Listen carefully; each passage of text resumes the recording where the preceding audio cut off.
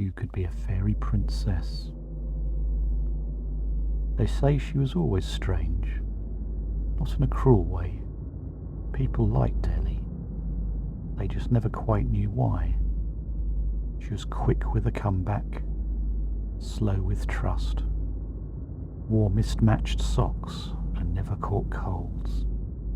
Animals followed her, streetlights flickered as she passed, and she never really looked all here or there, often unnoticed until she was present.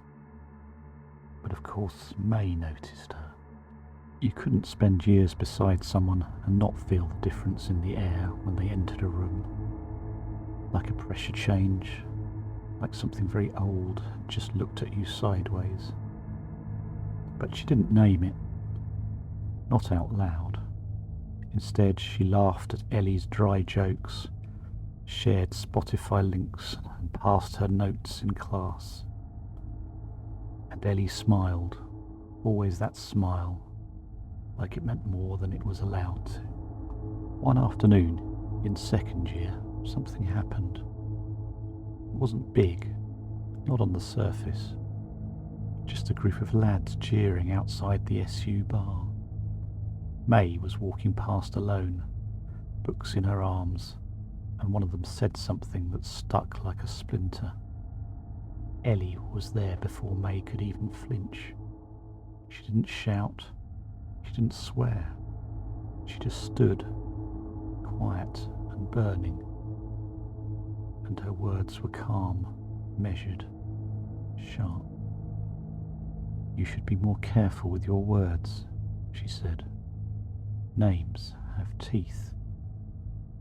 Something in her voice made the air go tight. The boys blinked, backed off, like shy animals. They had never seen anyone look so furious, or so afraid. Not of the lads, but of something inside her. Afterwards, Ellie didn't explain, just walked May home, both of them silent, snow gathering on their coats like secrets. That was the first time May wondered. By final year, things were different, not outwardly. They still walked home together, still swapped late-night YouTube holes and half-eaten pastries. But there was a space between them that hadn't been there before. And sometimes May caught Ellie watching her, like someone memorising a face before a goodbye. Then came that walk, that cold grey afternoon by the park estate, where May said, "I don't know what I'm going to do with a literature degree." And Ellie said, "You could be a poet, a librarian, a fairy princess."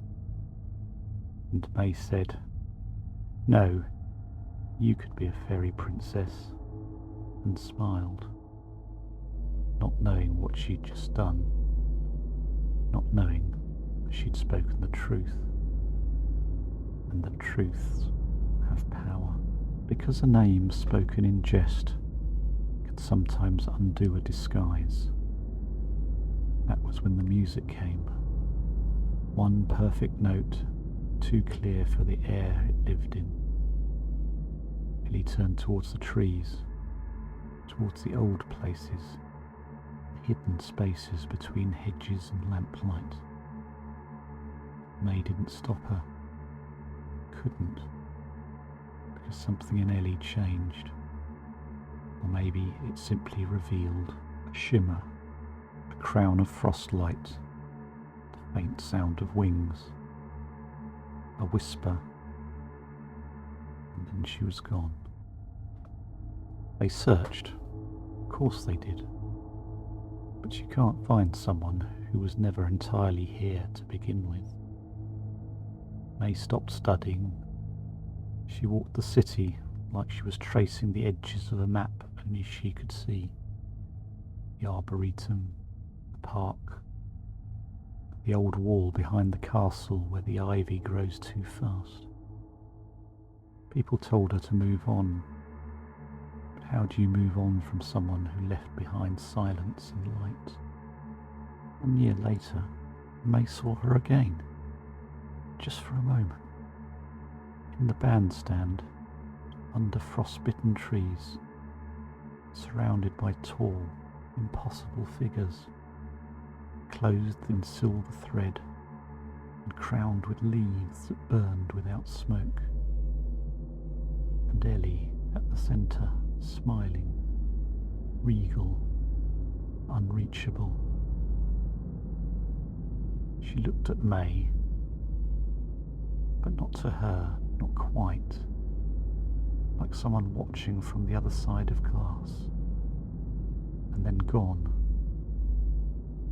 May went home and began to write. The little book was called You Could Be a Fairy Princess.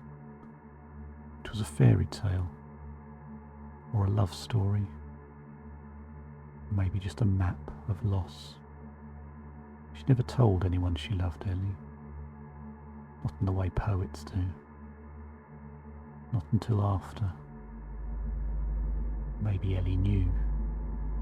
Maybe that's why she never said anything.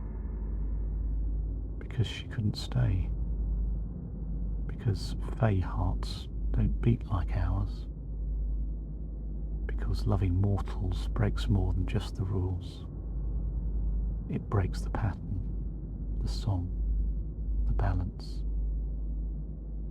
But still, when May closes her eyes on cold nights, she hears it. That perfect note calling someone home.